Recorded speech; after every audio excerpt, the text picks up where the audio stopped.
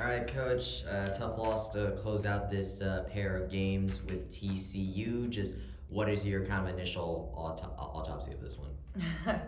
On the bright spot, I think we had 11 blocks in 4 sets, similar to last night.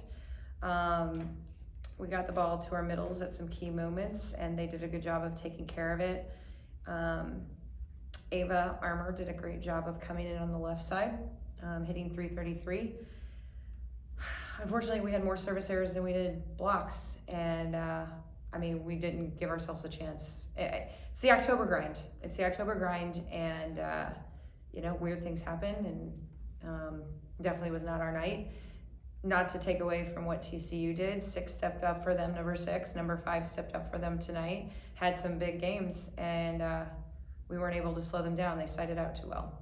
You mentioned Ava coming in. Willie, first two sets, just three kills. Just what was your thought with kind of making the switch with that? That was kind of part of the questionable decision making that we had to do earlier in the week, and Willie came out and ended up playing really solid for us last night, but tonight was not the same kind of showing output, and so we were ready to do that anyway. We had been practicing that way anyway, and so by the time we made it, Ava stepped in and was comfortable and ran with it. Even when you bounce back with a good set, like even in set number 2, 364 hitting percentage, 17 kills right there. TCU just kind of managed to outlast and really force set number 3 into what I would call an overtime. It's close to overtime in volleyball as you can get with a set. Right. So, what would you say was kind of the difference maker in both of those middle sets, considering they were so close? Well, I think, we were in position, and by the numbers, we had everything we wanted from an efficiency standpoint, from a side-out standpoint. You're at 68%, you're feeling pretty good about yourself. The downside was that, it's really about relative to the other team, and they were at 77. So we put ourselves in position to win that, and as strong as we've been in the red zone throughout most of the season, that was not the case tonight. What would you say is the biggest thing you kind of take away from that first set, or something to make sure that to avoid that from happening going forward? Yeah, we see a lot of mental fatigue right now, but again, it's not an excuse because everybody's going through it. But they were better at managing theirs than we were. What was your go-to message to the team after a first set like that? It's about controlling the controllables, right? When to take the big swings. The frustrating thing, I think, for us as coaches is that we were either swinging as hard as we possibly could to put a dent in the floor, or we were just tipping it. And there's a time and a place to bring out the right shot, not because it's out of fear.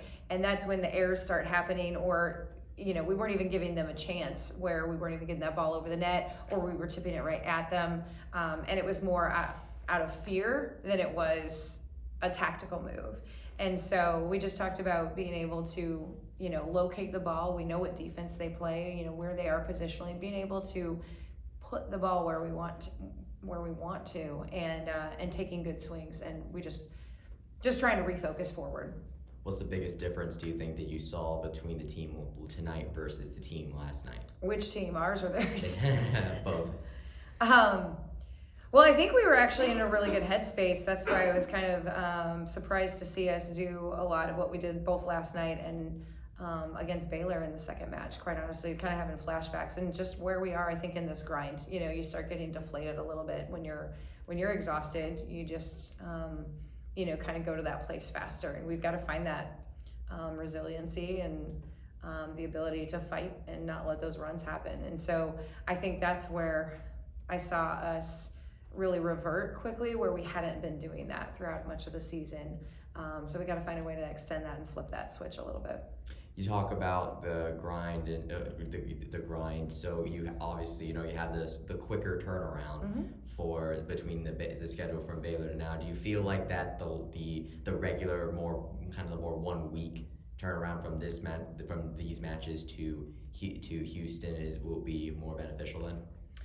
Yeah, but we still have to go on the road, and it's 2 matches less than 24 hours apart, so we better be ready for it, and we're going to prepare for that. But again, so everybody's going through it, but now we have to travel, and so we just have to manage ourselves with it. What would you say is the more, I guess, challenging thing to deal with? Is it more of a closer pair of matchups together, or is it the match in back-to-back days? It's really pick your poison, right? We had 24. It was 7-7, so we had 24 hours, and it's the same opponent. So that definitely wears on you whether you're home or away, because it's just high-level volleyball, and you have to when those bodies are a little bit more beat up. That's probably tough, but it's hard to say. It's all pretty grueling when when there's travel involved, especially when there are multiple flights. If there aren't charters, it's all challenging. And then they all have exams in the middle of all of it too. So it's a tough part. What's the biggest thing that you want the team to kind of take? Because obviously you want to learn from losses. So what's the biggest thing you want the team to learn from tonight to take with them through the rest of this gauntlet of the season? Just how to manage themselves, how to manage their emotions. When we're going back to the service line, you can be aware that the person before you missed, but you're not trying to compensate for them. You're trying to serve your ball. And so being able to manage themselves individually.